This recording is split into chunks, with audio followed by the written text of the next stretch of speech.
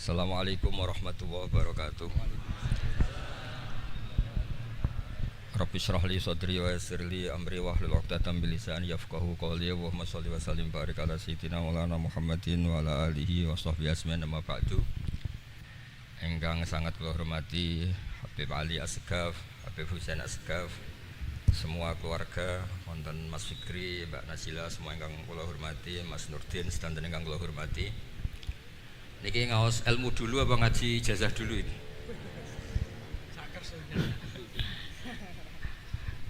Ini kok malah aneh. Mboten usah ribet. Mboten Cek 1 2. Pakai ini, tidak usah ini aja.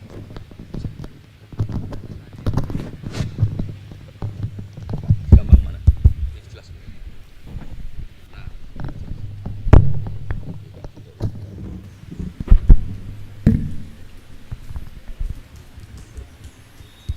Ya, niki ngaji ilmu dulu, nanti bagian terakhir ijazah.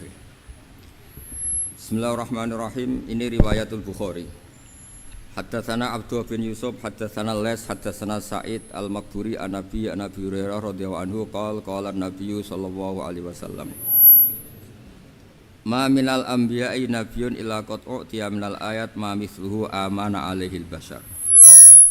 Wa innama kana alladhi utituhu wahyan awhahu wa ilayya fa arju an akuna aktsarahum tabi'an yaumal qiyamah. Dados kita tahu semua nabi itu punya mukjizat. Ya, semua nabi itu punya apa? Mukjizat. Mukjizat itu hal yang luar biasa yang memastikan manusia itu tidak bisa menyainginya atau menandinginya. Dan rata-rata mukjizat nabi dulu itu fisik. Misalnya ontanya Nabi Soleh itu kan onta tapi keluar dari batu, itu kan aneh, aneh sekali. Atau tongkat Nabi Musa bisa simsalabim mengeringkan laut apa? Merah. Semua Nabi itu punya mukjizat dan semuanya berbentuk fisik. Kecuali mukjizatul Rasulullah Shallallahu Alaihi Wasallam itu berupa Al-Quran. Al-Quran itu konsep ilmiah. Terus kata Rasulullah Shallallahu Alaihi Wasallam, tapi saya karena Quran itu justru berharap pengikutku besar dan sampai hari kiamat. Sekarang kita logika ya. Andaikan kamu punya tongkatnya Nabi Musa, kalau kamu suka uang, kepikirannya dijual apa dipakai?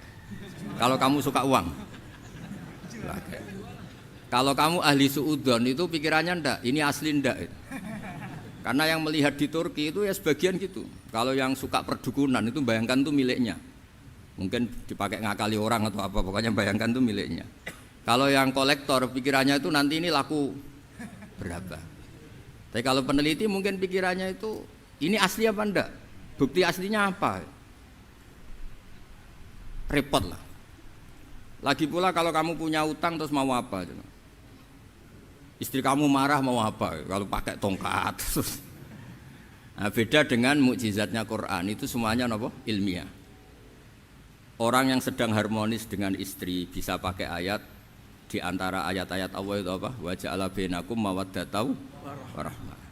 Nanti kalau ditakdir cerai, saya tidak menyarankan cerai. Kalau ditakdir cerai, itu masih dimotivasi sama Allah wa iyyatafarraqa yughnillahu kullam min sa'ati. Jika suami istri itu cerai, jangan-jangan suaminya dapat istri lebih baik, istrinya nanti dapat suami lebih baik. Jadi yang masa lalunya dianggap prahara. Kan banyak orang suaminya meninggal ketika nikah lagi ditanya, kangen sama suami pertama, alhamdulillah ini lebih baik.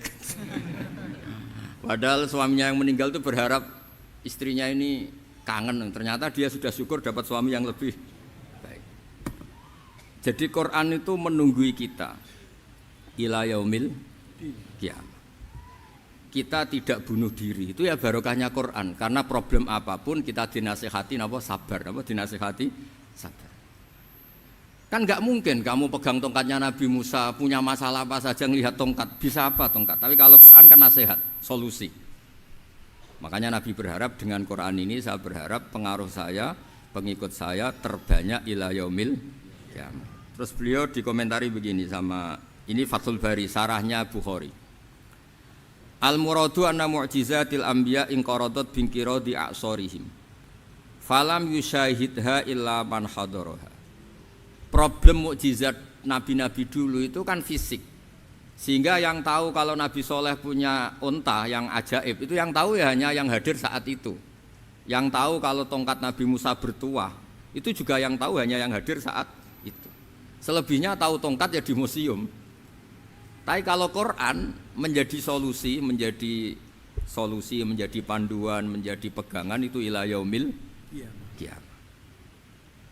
Kita beri contoh ya Quran panduan yang paling gampang misalnya begini. Dulu ini cerita ya. Dulu itu ada orang kafir cerdas namanya Jubair bin Mut'im. Itu saking pinternya dia, pinter juga tokoh. Itu sebagai delegasi pembebasan Asra Badrin. Jadi tawanan-tawanan perang Badar itu mulai dulu ya ada negosiasi mau dibebaskan.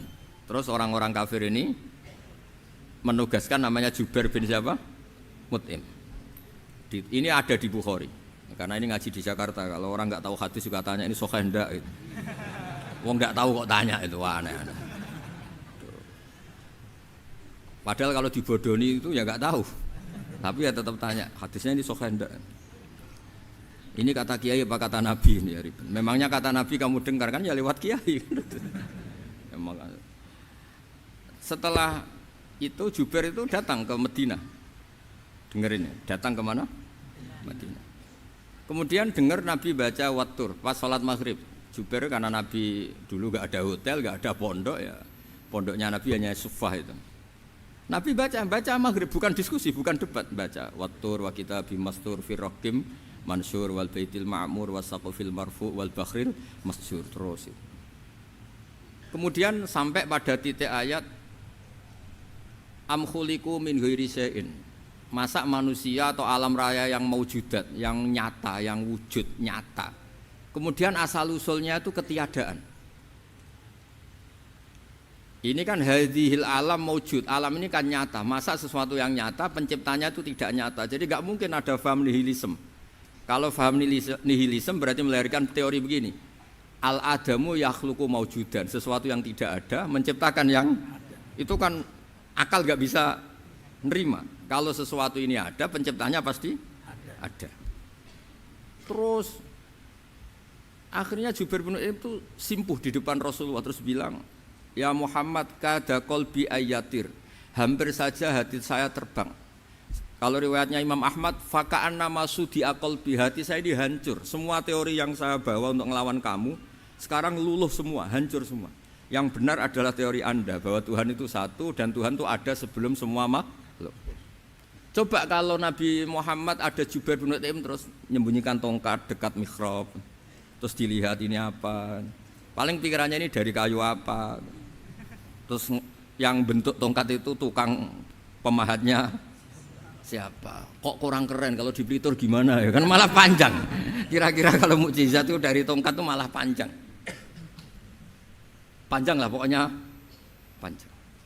Lagi pula kamu coba kan nggak ngarah mandi, itu yang mandi kan nabinya bukan tongkatnya. Coba tongkatnya Nabi Musa coba anak-anak beki itu dipakai mukul kucing aja tidak mesti mati itu. Jadi nggak jelas mukjizat-mukjizat seperti itu nggak.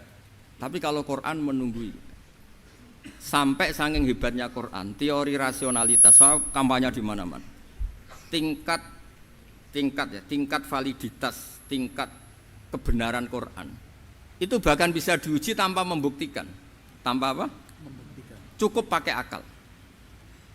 Saya tidak bosan-bosan cerita ini karena ini khazanah kita. Di kitab Nailul Ma'mul itu, di kitab usul fikih, saya berkali-kali cerita ini karena ini untuk menunjukkan bahwa Quran itu liqaumi ya'qilun, liqaumi yatafakkarun. Ada seorang kiai, seorang ustadz, kiai dulu itu ya memang orang soleh, alim terus jadi kiai. Kalau kiai sekarang tuh macam-macam, nganggur terus ingin jadi kiai, terus daftar gitu. Ada lowongan di yayasan masuk ingin jadi ustadz karena dengar ada gajinya. Dulu tidak ada seperti itu, tidak ada.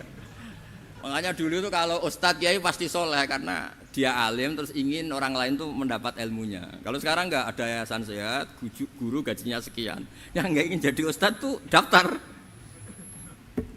karena ada gaji. Apalagi ada kabar, ada gaji, ada mes, ada wah yang daftar banyak. Tapi mentalnya ada kiai sebetulnya. Ya kalau sampean tanya itu baik enggak Gus? Ya setengah baik. Ya maksudnya setengah baik ya ada baiknya lah, namanya profesi ngajar itu kan baik. Tapi setengah saja karena motifnya itu nyari gaji, bukan ingin mencerdaskan umatnya Rasulullah SAW. Itu Imam Amudi itu guru matematika. Saya nggak bosan-bosan cerita ini, guru matematika. Muridnya sampai takut, ini masuk surga ndak? Kiai kok ndak ngajarin istighosa atau tahlil, malah ngajarin apa? Matematika. Beliau meninggal, terus muridnya tanya, ma fa'alallahu bik, kira-kira gitu. Apa yang dilakukan Allah? Allah nyambut Anda gimana? Gitu. Terus kata Imam Amudi, bagus saya disuruh ngajar malaikat. Karena malaikat kan tidak pernah kayak anak bagi gini ngaji gini. Malaikat itu tidak pernah ngaji, dia iman saja karena tahu surga, tahu neraka, terus iman gitu aja. Jadi imannya malaikat itu nggak keren kita. Imannya loh. Loh itu yang ngendikan Nabi loh, tidak saya. Nabi pernah tanya sama sahabat, iman yang paling keren siapa? Jawabannya sahabat malaikat. Ya enggak karuan malaikat iman. Dia yang tahu surga neraka, tahu segalanya, masa ada? Enggak imannya pasti iman lah katanya. Terus ya para sahabat engkau iman ya wajar kan menangi saya, nemuin saya. Yang hebat itu orang-orang yang tidak melihat saya, tidak saya didik tapi tetap iman. Karena dididik akal, ya tadi dididik Quran, apa dididik Quran. Sama siapa? Teks bahasa Arabnya masa enggak? Terus Imam Amudi kata Allah, suruh dia ngajarin para malaikat cara menemukan saya. Malaikat dikumpulin, terus Imam Amudi disuruh ngajar. Sama singkat kata-katanya Allah di mimpi itu. Istadilla ala wahdaniyati bihadrati malaikati. Tolong ajarkan cara menemukan saya padahal Anda ini manusia yang tidak melihat saya. Anda di Jakarta kan hanya gedung-gedung. Paling jadi khayal terus nikmat lah, Anda ikut punya tapi ikut nikmati. Itu orang desa-desa kalau ke Jakarta itu pokrol. Wah, di Jakarta itu gedungnya tinggi-tinggi, tidak kayak kampung sini. Lo udah ikut punya, ikut bangga. Di Jakarta orangnya cantik-cantik, tidak kayak orang sini. Padahal dia ya tidak dapat orang cantik gitu. Jadi Allah itu saking pinternya, miskin-miskin ya bisa berkhayal dan bahagia. Nah, itu alhamdulillah betul. Akhirnya itu apa ini anak-anak begini saya tak niati ngajar standar anak-anak akademik. Terus pertama yang diajarkan hanya bilang gini, sama siapa teksnya itu? Ya malaikat wahi para malaikat. Terus beliau bilang, nisbatus naini wassalasah ila malanihayata lahu nisbatul far'i ilal asli. Angka itu jumlahnya berapapun 2, 3 sampai triliunan. Semuanya itu nisbatul far'i ilal asli. Binisba'it ilal wahid nisbatul far'i ilal asli. Angka 2 ya cabangnya 1, 3 ya cabangnya 1, 1 triliun ya cabangnya 1. Tetap yang asal usul adalah angka 1. Itu nangis semua malaikat. Cara Jawa itu mandekman kowe iman kaya imanku. Makanya imannya ummatu Rasulullah sallallahu alaihi wasallam itu PD-nya yakinnya kayak imannya malaikat. Kalau Tuhan itu 1. Karena angka enggak bisa dimulai kecuali dengan angka 1. Makanya nisbatus naini wassalasah ila ma la nihayata lahu iku nisbatul far'i ilal asli. Semuanya itu nisbatnya cabang ke induk. Berarti semua alam raya ini tetap asal usulnya 1, yaitu qul huwallahu ahad. Nah, itu namanya akal. Umatnya Rasulullah itu ditinggali mukjizat akal lewat panduan Quran sehingga meskipun kita tidak menangi Rasulullah, tidak menangi sahabat, kita tidak tahu malaikat Jibril, tapi cara iman kita ini tidak kalah keren. Yakin hakul yakin. Terus kedua, gambar. Kamu gambar rumah, gambar hewan, gambar apa saja, mesti dimulai 1 titik. Entah gambar kamu bagus, entah jelek, tetap dimulai 1 titik. Nah, titik ini namanya nuqtatul wujud. Semua alam raya dimulai dari 1 titik, yaitu nuqtatil wujud. Makanya Quran dimulai bismillah, dan bismillah itu dipilih sama Allah pakai pertama ba itu ada titik. Itu kata semua ulama. Itu titik itu singkatan dari bi kana makana wa bi yakunu mayakun. Karena saya semuanya ada. Bi itu karena saya. Jadi makanya santri-santri beki tidak usah bayangkan kamu jadi wali terus bisa terbang ke Mekah, tidak usah. Kalau terbang ke Mekah ya sudah umroh aja bayar. Kalau enggak ya maklaran KBH atau apa, pokoknya cari gratis itu. Ya gratis kan, dapat orang 10 gratis 1. Terus orang enggak umroh-umroh dirayu-rayu supaya umroh. Repot. Itu pelanggaran fikih itu. Kalau orang punya utang itu wajibnya nyaur utang dulu gitu. Wah, repot. Saya itu juga sering bingung di kampung-kampung. Gus sama umroh. Kenapa? Dapat gratisan. Minta uang saja buat nyaur utang, nggak boleh Gus. Wah, secara fikih yang wajib itu nyaur utang bukan umroh. Nggak boleh Gus diminta uang, nggak boleh, harus umroh. Udah gitu saya ini bingung Gus mau umroh, nggak nikmati. Kenapa? Disuruh ngajar Gus. Repot semua kalau ibadah mergawe ya gini, bingung semua. Ya saya mohon anak-anak BK semuanya yang seneng Quran itu harus seneng sampai kayak saya sehingga tahu istidlal, mencari Tuhan dengan cara tauhid yang berbasis akal. Itu sedzahir imannya malaikat. Jika di kelasmen iman itu manusia ulul ilmi, kita-kita yang nekuni ilmu itu nomor 1 prakteknya. Karena nomor 1 itu Allah karuan kan, syahidah Allah kan enggak tertandingi, syahidah Allah annahu la ilaha illallah. Terus wal malaikatu, malaikat kan karuan karena langsung menyaksikan surga. Dan ketiga apa? Wa ulul ilmi. Berarti prakteknya kan nomor 1. Kalau kompetitornya semuanya manusia, ulul ilmi nomor berapa? 1 kan? Nah nomor 3 kan dari Allah, malaikat, ulul ilm. Berarti kalau kompetisinya antar manusia nomor berapa? 1 kan? Nah kenapa ulul ilmi di nomor 3 kan tapi dari Allah, malaikat, ulul. Kerennya kayak apa? Karena cara iman ulul ilmi itu enggak ada ragunya sama sekali. Kamu ragu enggak kalau 2 itu cabang dari 1, asalnya 1? Enggak pernah kan ragu kan? Semua gambar seruat apapun dimulai dari 1 titik, ragu enggak? Enggak kan? Nah, imannya umatnya Nabi karena dipandu oleh Quran itu seyakin itu, sehakul yakin itu. Nah, itu terus Jubair bin Mut'im jadi iman. Am khuliqu min ghairi syai'in am humul khaliq. Terus kata Allah lagi, kalau kamu tidak percaya saya yang bikin langit bumi ya gampang dong, kamu saja yang ngomong kalau kamu yang bikin. Paling orang sepakat kamu stres. Terus hanya ayat gitu, am khalaqus samawati wal ardh. Kalau kamu tidak yakin Allah yang bikin ya silakan Anda klaim saja kalau kamu yang bikin langit bumi. Bala yuqinun. Kamu juga gak mau kan dibilang stres. Nah ini terus saya teruskan ya. Makanya mukjizat terbesarnya Nabi adalah Al-Quran. Karena Al-Quran itu cerita tentang hukum-hukum akal, cerita tentang logika-logika peradaban. Misalnya logika peradaban, contoh paling gampang. Di Quran itu ada sekian ayat yang Allah cerita peradaban. Misalnya wa ahsinu innallaha yuhibbul muhsinin. Itu dikutip terus kemudian disimpulkan dalam peradaban. Kata Sayyidina Ali karramallahu wajhah ngendikannya gampang. Ahsin man syi'ta takun amirah. Kamu berbuat baik saja sama seseorang, maka otomatis kamu akan jadi pemimpinnya. Ada orang enggak tamat SD, enggak tamat papa, gobloknya minta ampun. Tapi karena gaji seorang pakar, oh kamu tak gaji 1 bulan 1 miliar, perusahaan saya jadikan besar. Itu dikongkan ngalor ngidul ya nurut. Hanya karena dia ihsan.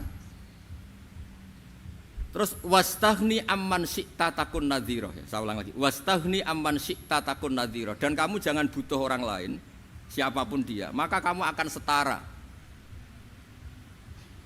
Misalnya ada menteri orang antri mau salim, tapi kamu tidak butuh kan tenang saja. Tapi kalau kamu butuh, habis kamu.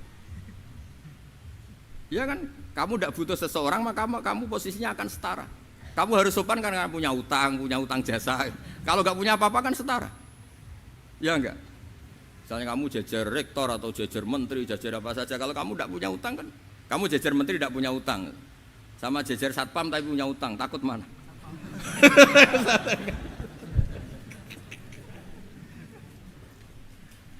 Kalau butuh itu mesti kalah kan? Ada pejabat misalnya nggak begitu cantik sama perempuan cantik yang kamu butuh ingin dicintai, takut mak. Padahal nggak jelas orang ini pangkatnya apa. Jadi dalam hukum sosial itu kata Sayyidina Ali wastaghni amman syi'ta takun nadhira. Kamu jangan butuh seseorang maka kamu akan setara. Terus yang terakhir wahtas ila man syi'ta takun asirah. Asirah pakai sin. Dan silahkan butuh seseorang maka kamu akan jadi budak dia. Ya coba misalnya Anda seorang profesor, seorang alim, seorang kiai top. Misalnya mencintai janda di ujung kampung sana, jalan kaki 2 kilo. Padahal itu gak tamat SD, tapi gara-gara seneng kacau kan? Logika kepangkatan hilang semua kan? Jadi itu hukum peradaban. Itu mewakili isi-isi sosial yang diterangkan Quran. Ya, dari paketnya 3 tadi ya. Ahsin man syi'ta takun amirah. Kamu berbuat baik sama seseorang maka kamu bisa memimpin. Wastahni amman syi'ta takun nadhira. Kamu jangan butuh seseorang maka kamu akan setara. Mbok kamu ketemu orang terkaya di dunia. Ya ketemu orang terkaya di dunia, kamu jejer, kamu tidak butuh dia. Tenang kan bisa setara kan? Tapi kalau butuh harus sopan, ngajukan proposal, harus berakhlak karimah. Makanya sekarang Anda kok berakhlak kenapa? Ternyata mau nyalek. Biasanya Anda berakhlak kok berakhlak. Ada apa ini? Makanya guyonan di Rembang itu Beb Husain itu. Kalau ada orang mendadak sopan sama temannya, temannya curiga, kok tumben sopan, mau utang ya?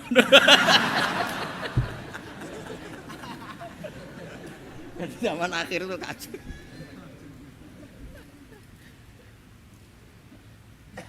Ya di semua daerah gitu ya sama Pak Rektor ya. Kalau ada teman biasanya nggak sopan kok sopan, itu temannya curiga. Ini Pak Rektor UI ikut kaji. Kok tumben sopan, ada apa ya? Karena di mana-mana orang butuh itu pasti beretika. Kamu punya teman paling berdua, kalau mau utang berakhlak gak? Atau misalnya kamu punya adik cantik terus punya teman berdua, kalau cinta adik kamu berakhlak gak? Biasanya nggak sama sekali nggak berakhlak. Gara-gara butuh menjadi berakhlak. Ya jadi hukum sosial itu ya kuncinya 3 tadi. Ahsin man syi'ta takun amirah. Wastahni amman syi'ta takun nadhira. Terus wahtas ila man syi'ta takun asira. Kalau kamu butuh seseorang pasti kamu dibikin hina. Asir itu tawanan. Nah, Quran itu bicara sosial itu lengkap. Dan itu yang nunggui kita. Kita punya tetangga yang kurang baik ya seneng, punya tetangga baik ya seneng. Kata Imam Syafi'i, saya berkali-kali cerita. Kok seneng semua Imam Syafi'i? Ya bagus lah, kalau yang seneng saya enak lah, dijak jagongan, dijak ngopi enak. Yang enggak seneng saya, gak ngarah utang. Uang itu nak, kamu punya tetangga gak seneng kamu, aman kan? Aman. Gak akan pinjem uang kan, pinjem mobil, uang gak seneng kok. Makanya Imam Syafi'i itu kalau ngedikan luar Syafi'i, diceritain orang, ya Aba Abdillah bagiannya, ya Aba Abdillah orang itu gak seneng kau, bagus lah. Loh kenapa bagus? Waman asa'a ilaika faqad atlaqaka. Orang yang enggak seneng kamu maka membebaskan kamu. Enggak akan pinjam uang, pinjam mobil, enggak akan ganggu waktu kamu kan enggak seneng. Justru yang seneng-senengi masalah pinjam terus. Imam Syafi'i itu orang yang anggap dunia itu selesai. Ada yang cerita, ya Aba Abdillah, orang yang tadi cium tangan engkau, yang hormat engkau di luar maki-maki engkau, ngerasain engkau, ngata-ngatain engkau. Ya bagus lah. Kok bagus gimana? Berarti saya wibawa, depan saya tidak berani. Berarti saya wibawa, di depan saya tidak berani. Berarti itu makomnya sudah kulillah sumadarhum fi khawdihim yal'abun. Sudah dunia itu selesai, sudah agak penting semua. Nah itu kalau kamu anak-anak beki ahli Quran sudah ayatnya kulillah sumadarhum fi khawdihim yal'abun. Sudah lihat Allah saja agak penting, makhluk-makhluk itu dah makhluk semua agak penting, sepenting Allah. Nah kita ini ditunggoni mukjizat seperti itu. Bayangkan misalnya kita ditunggoni tongkatnya Nabi Musa. Saya ngajar di sini terus ini tongkat. Terus nanti yang tanya, Gus itu kayu apa Gus? Nanti yang kolektor tanya itu harganya berapa Gus? Ruwet apa? Terus yang ahli suudon itu asli gak Gus? Wah. Yang ahli suudon kan mesti tanyanya gitu, itu asli enggak Gus? Repot-repot pokoknya. Tapi kalau Quran kan jelas, kenapa? Jelas. Ya terus saya teruskan. Fala yamurru terus al murad anna mu'jizatil anbiya in qaradat binqidari aqsaim satu wa mu'jizatul Quran mustamiratun ila yaumil qiyamah. Wa kharquhu lil adat fi uslubihi wa balaghatihi wa ikhbarihi bil mawhibat. Terus kata ini yang ngarang Fathul Bari sarahnya Imam Bukhari. Fala yamurru asrun minal aqsar illa wa yadharu fihi shay'un mimma akhbaru bi annahu sayakun yadullu ala sihhati da'wahu wa hadza aqwal muhtamilat wa takmiluhu fil ladzi ba'da wa qilani ya anal al makna anal mu'jizat al madiyah kanat khissiyatan tusyahadu bil absar kana qati sholeh wa asa Musa Mukjizatnya nabi-nabi dulu itu hanya penyembuh, hanya pelengkap, hanya nuruti keinginan mata. Seperti dahsyatnya apa? Laut Merah di sebelah apa dipukul sama tongkatnya Nabi siapa? Itu semuanya itu hanya memanjakan mata. Urusan mata. Terus wow itu. Tapi kalau mukjizatnya Nabi Muhammad itu berdasar akal. Maksudnya berdasar akal nih dengerin ya. Dengerin betul. Ketika Laut Merah terus tersibak kan, wow itu keren kan. Terus kita bilang, menyimpulkan, wah kita tidak akan mampu. Itu bodoh sekali kesimpulan kita tidak akan mampu. Meskipun bikin nyamuk Anda juga tidak mampu. Loh untuk memutuskan tidak mampu saja kok sampai pertunjukan seperti itu tuh laopo, cek goblok gitu. Nah kalau kita karena umat yang pinter untuk memaksa kita nggak mampu, Allah bilang innallaha la yastahi ayadriba mathalam ma ba'ud. Kita melihat nyamuk langsung berkesimpulan tidak mampu. Saya berkali-kali cerita nyamuk itu sudah kecil, masih punya urat, uratnya kayak apa? Masih punya kuman, kumannya seberapa? Ya enggak? Nyamuk itu kecil, punya organ tubuhnya punya urat. Itu kalau kamu pinter, antara tongkatnya Nabi Musa menyibak Laut Merah sama nyamuk itu sama-sama berkesimpulan melahirkan satu faham bahwa kita tidak mampu. Loh, untuk memaksa tidak mampu saja kok nunjuk pertunjukan ada onta keluar dari batu, Nakotu Soleh, ada tongkat yang bisa mengeringkan Laut Merah. Cek goblok ya. Lah kita alhamdulillah tidak jenis goblok yang seperti ini. Untuk ikrar bahwa Allah itu hebat ala kulli syai'in cukup lihat nyamuk, kagum kan? Sudah tidak usah bikin hidup. Saya berkali-kali mencontohkan. Para pemahat tak suruh bikin patung gajah itu mampu. Tak suruh bikin patung nyamuk kalau bisa. Nyari materi dari apa coba? Gampang mana bikin patung gajah sampai patung nyamuk? Gajah, makanya Allah bikinnya contoh itu untuk ijaz itu pakai nyamuk bukan pakai. Itu kalau ustadz-ustadz yang agak jorok malah contohnya nyamuk Gus. Itu kecil. Itu kayak apa? Di dalamnya dia hamil. Itu anaknya kecil lagi, telurnya kecil lagi itu gimana itu cara bikin itu? Makanya di sini ini ada kitab Itqan itu komentarnya itu lucu. Ini kitab Al-Itqan karangannya Imam Suyuti. Ini persis komentar saya tadi yang kata Imam Suyuti pengarang kitab Itqan. Wahya imma khissiyah wa imma akliyah. Jadi mukjizat itu ada yang fisik, bisa dilihat indra, panca indra, bisa dilihat akal. Wa aktsaru mu'jizati Bani Israil kanat khissiyah li baladatihim. Bilada itu goblok, wakil lati basoirihim. Dasar wong goblok. Mukjizat kok ngenteni sing wow. Maksudnya dasar wong untuk ngakui Allah hebat saja kok nunggu halal yang seperti itu gitu. Paham gitu? Mergo likil latin apa aklihim wa aksaru mu'jizati hadil ummah akliyatun li farati dzakaihim wa kamali afwahihim. Dan mukjizatnya umat ini semuanya berdasar akal karena sudah cerdas. Jadi andaikan kita melihat tongkatnya Nabi Musa menyibak Laut Merah dengan melihat nyamuk, kesimpulan kita sama-sama wow, sama-sama keren, sama-sama memastikan kita tidak mampu. Makanya terus Quran menerangkan kita wa ma min dabatin fil ardi wala ta'iri yatiru bi janahihi illa umamun amsalukum. Jadi keseharian kita lihat burung kok terbang. Itu sudah ayatun min ayatillah. Paham nggih? Dados niki kudu bangga ditunggoni napa Quran, nggih ditunggoni napa Quran. Wa mu'jizatul Quran tusyahadu bil basirah fayakunu mayatabi'u li ajlihi aksar. Terus li annal ladzi yusyahadu bi ainir ra'si yang qaridu bingkiradi musyahidi. Sesuatu yang tampilan dahsyatnya itu disaksikan mata, maka itu bisa habis. Era tongkat Nabi Musa seperti itu habis enggak? Bisa mengeringkan Laut Merah, habis kan? Tapi era mukjizatnya Quran ila yaumil qiyamah. Ya contoh sosial, saya kembali lagi ke sosial. Kamu punya teman awet atau punya istri awet, itu konsepnya ya wal kadhiminal ghaidh, agak gampang tersinggung. Coba kalau kamu setiap tersinggung putus, setiap tersinggung habis, kamu tidak punya teman, tidak punya istri. Sampai kita awet seperti ini, kalau kecewa ya wal kadhiminal ghaidh, ngempet. Termasuk saya ini biasanya ngaji khusus terus baca gini ya kecewa. Tapi barokahnya diwarai Quran wal kadhiminal ghaidh, ngempet Gus ngempet. Terus kecewa sama teman, kenapa tidak putus? Karena wal afina aninna, sudah kalau kecewa maafkan. Coba kalau kita kecewa presiden demo, kecewa menteri demo, kecewa orang tua minggat, ya kalau dicari, kalau tidak kan malu. Saya itu punya teman tak tanya, kecewa Gus sama bapak itu, kenapa tidak minggat? Malu, kenapa malu? Takut gak dicari. Itu orang tuh paling malu itu kalau keluar dari rumah nggak di. Saya punya teman lagi, saya ini takut mati Gus. Kenapa? Takut istri saya tidak nangis Gus. Itu kematian terburuk itu kalau sudah mati, tahu istrinya tidak nangis.